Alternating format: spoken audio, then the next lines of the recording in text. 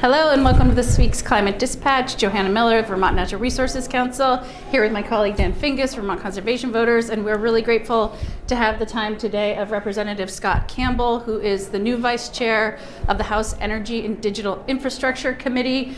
It has been busy here at the State House, and this has been a week that, for those of us who have been working on climate for a very long time, has been a little unsettling. There was a big bill that was introduced this week, H-289, which is really about rolling back and gutting the Global Warming Solutions Act, which, as you know, provides a really fundamental foundation for cutting carbon pollution and moving Vermonters to more clean, cost-effective energy resources and doing far more in the adaptation, resilience, and just transition space. So that bill was just introduced. Highly likely it's going to have invigorated conversations to date. And at the same time, there have been other really sort of forward-looking bills moving forward, including a bill in Representative Campbell's committee that was just introduced. I'm going to have him talk to you about that in just a second. But also importantly, that the Senate is taking up both a standard offer program and a new bill that looks at Efficiency Vermont's mandate and potentially evolving that to help them, enable them to focus on helping Vermonters cut climate pollution, cut energy costs in the most equitable way. So lots to be concerned about, but also some really good things moving forward. But we're going to need your help. You're going to hear from Dan. But in the meantime, I really want to ask Representative Campbell, who is himself an energy professional who understands the economic benefits and opportunities to move off of fossil fuels. Just curious, Representative Campbell, what are your priorities and what would you like to share today with folks at home? Sure. Well, as you mentioned, Joey, we're working on a bill right now, H-125, which is about trying to collect data that we already have in various places in state government and paint a picture about what the impacts economically are going to be on Vermonters as the energy transition continues. And for example, one of the things that we're concerned about, and this was introduced by Representative Laura Sibilia, with whom I served on energy and technology back the old version of this committee.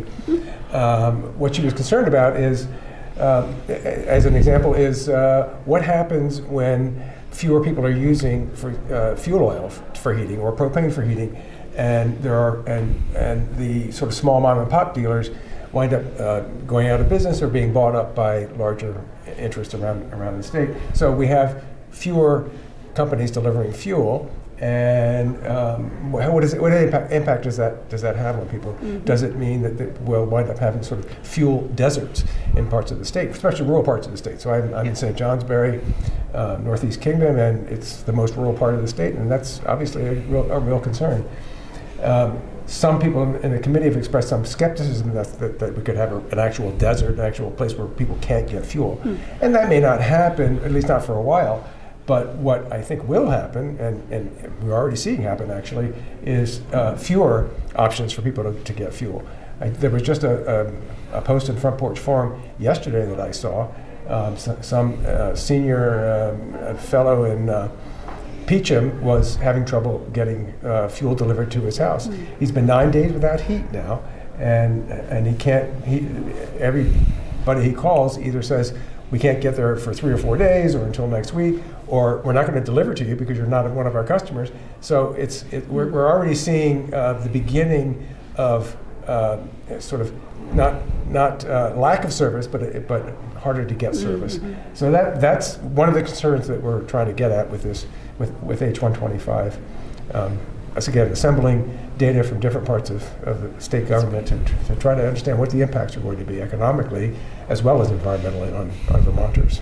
Thank you for that work. Yeah, well, thank you so much. Really appreciate it. Glad to see so many of your constituents here in the building. It's NEK Day. Happy NEK Day. I don't know if you still have your sticker on, but it's great to see so many folks from the NEK and hearing your perspective, representing folks from the NEK, being in the building and making sure that rural Vermont is always part of these conversations, which they've always have been, but just continuing that's really important. So we always end this with a call to action, and I think we're probably the most critical call to action we've had yet this year. I know we've all been seeing so many many attacks from the Trump administration on so many things that we care about. And you may be sitting at home saying, what can I do? What are things I can do? Well, here in Vermont, we can make sure that we're pushing back and ensuring that Trump's climate agenda doesn't happen here in Vermont by calling your state senator.